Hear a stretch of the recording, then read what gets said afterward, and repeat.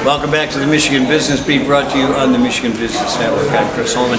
We're coming to you from the Detroit Regional Chamber of Commerce's Policy Conference on Mackerel Island. And Ryan Duffy from Enbridge is with us today.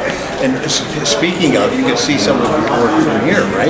Yeah, you can, right out there in the Straits. That's where we're looking at putting in our Great Lakes Tunnel project. So we're really excited about that. We've been talking to people about that here at the conference, and this is a great event every year. We're proud to be a sponsor of it. It's great to have the chance to talk to people, tell about what we do, and listen to people too. Well, let's talk about the elephant in the room. That's the controversy that the whole thing has been, which now seems to be settled out. The environmental issue is the biggest piece of it. Speak to the safety. Sure. So we know Line 5 is safe right now. All of our testing, all of our inspections show us that.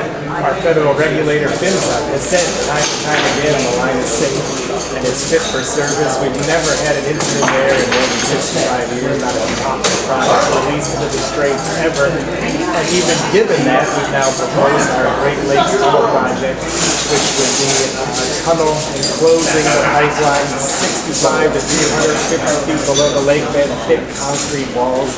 It eliminates the chance you're ever going to have any kind of anchor issue with a ship passing through, and it reduces to just about zero the chance you're ever going to release any product. And then it's so much safer than any of the other alternatives you think about, whether it's train cars or putting it all on trucks and barges.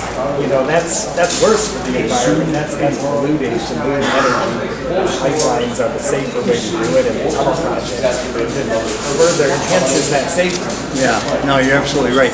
A lot of us can relate to amortizing the price of a car over 5 years. The price of that tunnel, 70 years, 80 years.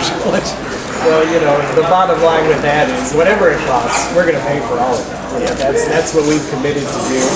And once we build it, we then turn over ownership to the state so they can use it, and you can have other utilities inside the tunnel too. And we already do have interest from another company that signed a letter of intent to put fiber inside that tunnel.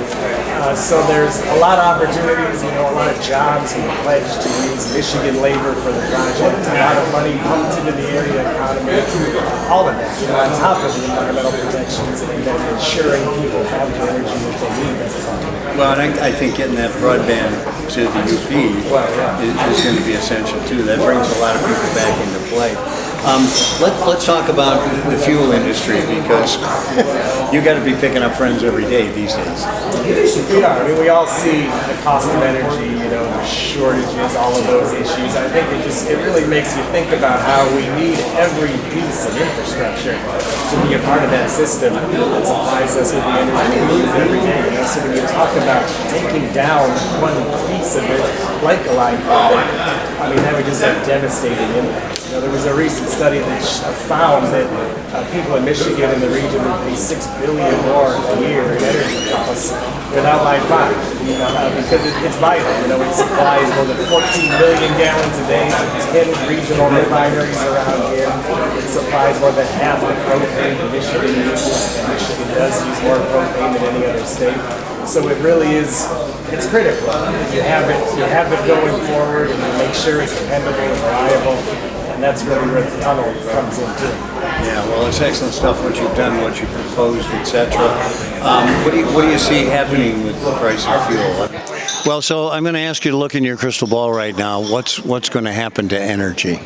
Sure. So I think we know that with population increasing, people are going to need more and more energy. And so at Enbridge, we're committed to being a bridge toward the energy future, being a leader in that transition. It's in our name, Enbridge. We own 23 wind farms, 17 solar farms. We just opened a hydrogen facility. As a company, we've pledged to reduce emissions substantially by 2030 and eliminate emissions by 2050. So that's really what we're looking at going forward. Pipelines, they really are so much better for the environment than the alternative methods of energy transportation. And so we're committed to that and being a leader in that, and at the same time making sure our existing infrastructure is safe. Well, Ryan Duffy from Enbridge, thanks so much for being part of today's energy and our future energy as well. Okay, thank you. Anytime. You've been watching the Michigan Business Beat on the Michigan Business Network. I'm Chris Holman, coming to you from the island and the policy conference put on by the Detroit Regional Chamber of Commerce. We'll be right back with more on the Michigan Business Network.